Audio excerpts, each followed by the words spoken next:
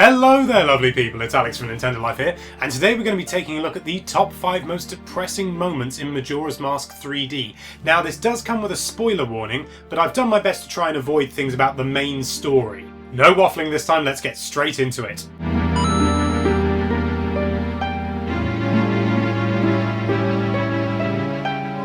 At number 5 it's the Skull Kid. Now this poor child was outcast by his friends for playing too many tricks and being just a little bit too mischievous. Left to fend for himself against the elements, he came across Tattle and Tail, two fairies that you come across in the game, and they found the Happy Mask Salesman, who they attacked and stole Majora's Mask from. Now, I'm sure I don't need to tell you this, but Majora's Mask is full of an awful lot of evil.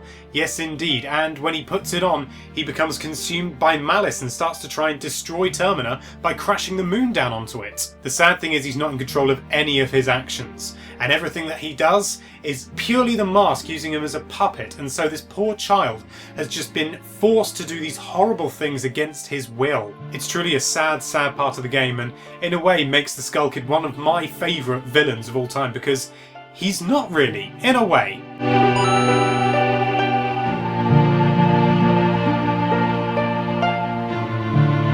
At number 4, it's Romani and Cremia of Romani Ranj. Not only are these two sisters struggling to survive after their father recently passed away, but also they're being invaded by these horrible creatures from somewhere, another planet maybe? These half-alien, half-ghost things are hell-bent on capturing the cows that are basically their livelihood.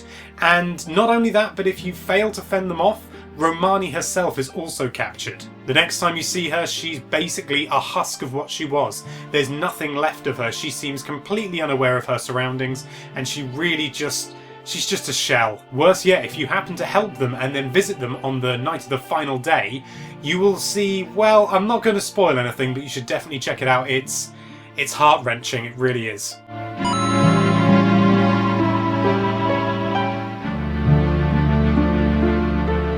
At number 3, it's the Deku Butlers Son. Now, when you first start off the game, you get transformed into a Deku Scrub by the Skull Kid, and then as you're moving along you come across a shrub that looks an awful lot like you. That is to say, you in your Deku Scrub form, and it's sort of withered and decaying and really not looking very pleased at all. Later on in the game, when you meet the Deku Butler and beat his challenge, he says that you strongly remind him of his recently missing son. It's easy to think no more about it, but knowing what we know about mask transformations, that shrub was very likely the Deku Butler's son. His soul may well have been ripped out by the Skull Kid and forced into you in order to transform you, which is just awful. It's absolutely heartbreaking to think about, and worse yet is that it's confirmed. It actually happened, and it confirms it in the game. I won't spoil for you how it tells you, but just play the game and you'll see.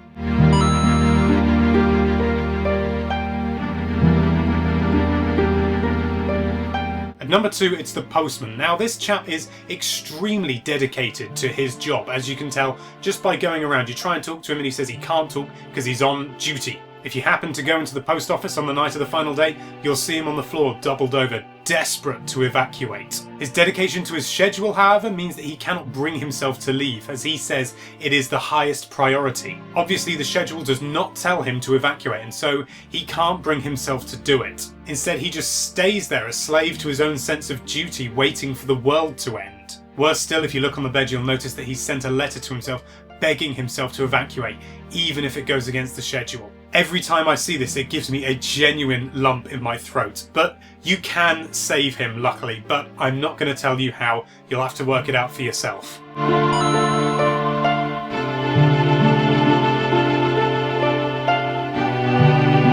And finally, at number 1, it's playing the Song of Time. Now, this may not seem like a particularly sad thing in itself because it's just a key mechanic in the game. But what you've got to take into account is that whenever you go back in time, you undo all of the good that you have done in that time frame. The lives you saved, the people you reunited, the evil you vanquished, it's all reset, it's all been undone. Even if you complete the main storyline, you cannot do everything that you have done in all of those times that you've played those 3 days. So no matter what, you are never going to do all of the good that you did because you keep going back in time.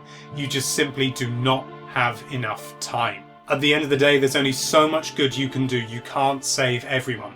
And that is probably the saddest thing of all. And on that rather somber note, thank you so much for watching. If you like this video, stick on the Troop Leader's mask and weep over the subscribe button for me, and be sure to check out nintendolife.com for all sorts of lovely Nintendo related content. Thank you again for watching, bye bye.